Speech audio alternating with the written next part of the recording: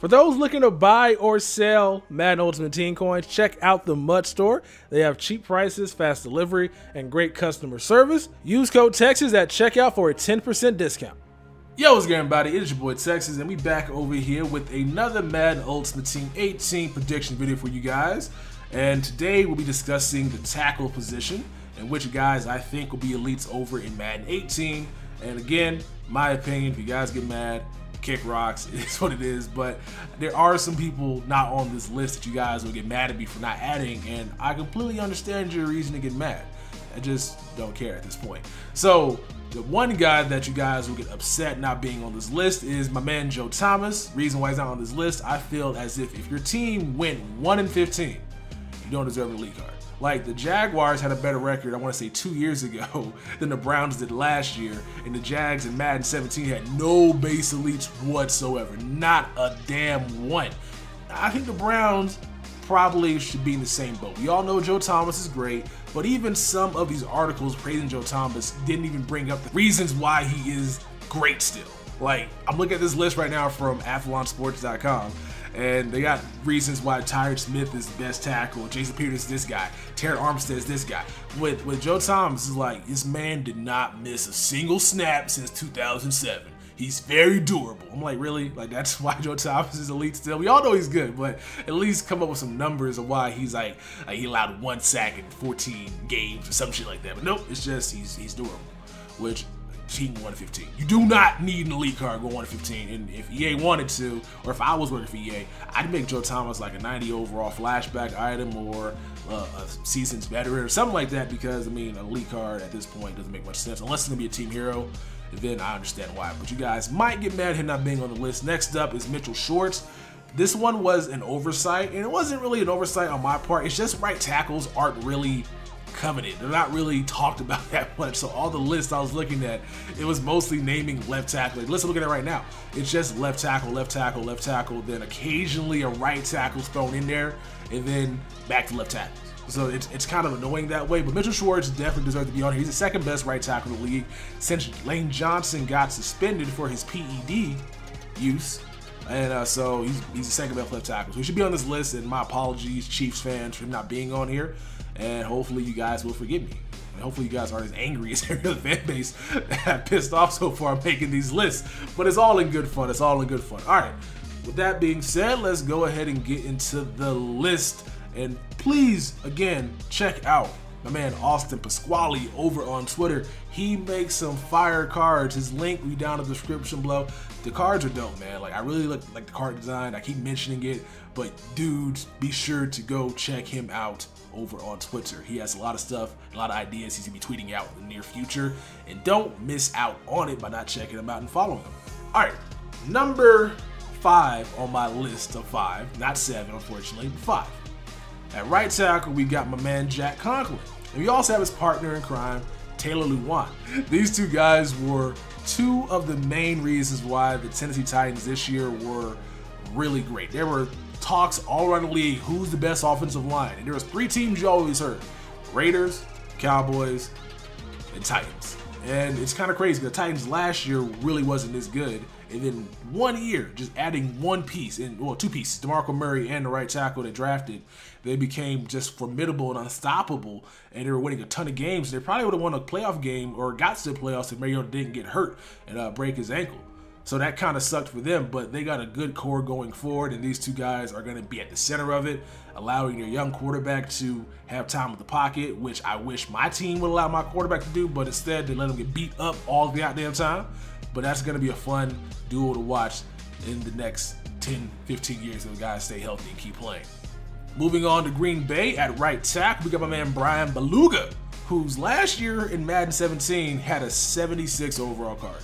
I believe in Madden 18, my man got him a +10 increase and is now going to be an 86 overall base elite.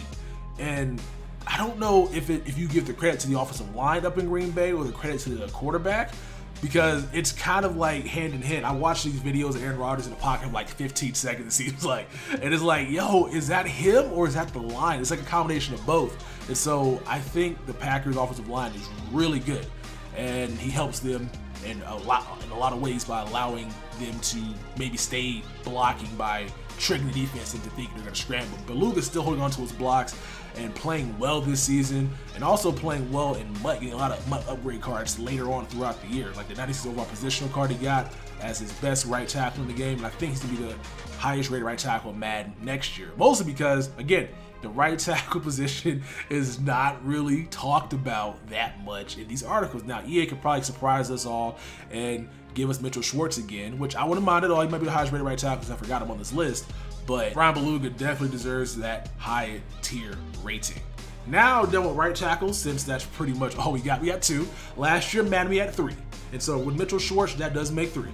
Let's go ahead and move on to the left tackle. We already talked about Taylor Lewan. Let's go ahead and move on to the next rated left tackle, which is going to be Trent Williams. Voted to his 5th consecutive Pro Bowl, even though he got suspended for 4 games. I read that verbatim off the website. He teamed with guard Brandon Sherrod to become the first red lineman tandem selected for a Pro Bowl since 1991.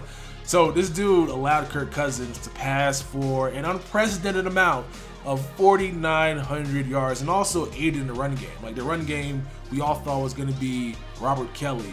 Or no, was it Robert Kelley or was it the other guy? We all thought it was going to be somebody. Matt Jones came out of nowhere, took place over it. But yo, this dude at left tackle allowed his quarterback a lot of time in the pocket to throw those balls over receivers' heads in the red zone because Kirk Cousins is not that good. And I said he's not that good, but you guys don't listen. And all of a sudden, because Kirk Cousins got an elite card, you think he's better than Derek Carr, even though I didn't say that. Anyway, this dude allowed this quarterback a lot of time, and the reason why they won a lot of their games is because they had a lot of time in the pocket to make these throws down the field. So Trent Williams is going to be the 2nd highest rated tackle in the game next year, in my opinion. And we all know who number 1 is going to be. Number 1, the best left tackle, the football best left tackle possibly ever, is my man, Tyron Smith, who signed the worst contract I think anybody could have signed, which is kind of crazy. It was like a 10-year, $100 million contract, which is like, he's being woefully underpaid for what this guy actually does on the field. This dude is out of this world. I see so many GIFs and highlights of this guy running down the field next to Zeke. Like, this dude is just as fast as his running back. Like, if the Cowboys had a good left tackle and Tyron Smith could play halfback, that would be just crazy to watch. This dude is fast, he's quick, he's strong. He only allowed 2 sacks in 13 games last season. That's something that you would want your left tackle to do for anything. Like 13 games, 2 sacks. This dude, nobody beats him. Nobody beats him. And then in the running game, Zeke had 1,600 yards, bruh. 16. Like, oh, Tyron Smith, best left tackle in football. Highest left tackle Madden next year. Don't know if they'll do what they did last year, where the highest or the best guys at their position will end up being like 91 overall. Like the Gronkowski, was it Antonio Brown, or somebody else as well that was like JJ Watt. Like those guys be this like high rated completely, but he does deserve it. But hopefully he's not. He's kind of easy to be attained with 89 overall rating, especially because chemistry in Madden next year is going to be fun as hell, because team chems are going to be on the cards automatically. So if you have the entire Cowboys offensive line, your Dallas chem is automatically active, and they'll add the other chemistries as they see fit without requiring you to have the specific players. And I'm glad they're going in that direction, because I've been saying for a long time, make the team chems automatic, because it makes no sense that Kelley and fucking Thomas Davis don't have matching chems, despite the fact that they play for the same team. So that's gonna be fun next year, but that's my list. Again, you guys are mad about it. It is what it is. I can understand you guys being mad about Joe Thomas, but my logic makes sense there. If you guys don't agree, it is what it is. Hope you guys enjoyed this list. More to come tomorrow. Raider fans, tomorrow is going to be mostly for you. So be sure to check that out, because I didn't make Derek Carr in the league, but we did make their interior guys, very important, high rating. So maybe you guys will forgive me for that. And if not, I'm going to take a word from my man Tyrone Magnus. You can kiss my black derriere. It's been your boy Texas. Those were the left and right tackle predictions for Madden 18. I'll see you in the next one. Peace.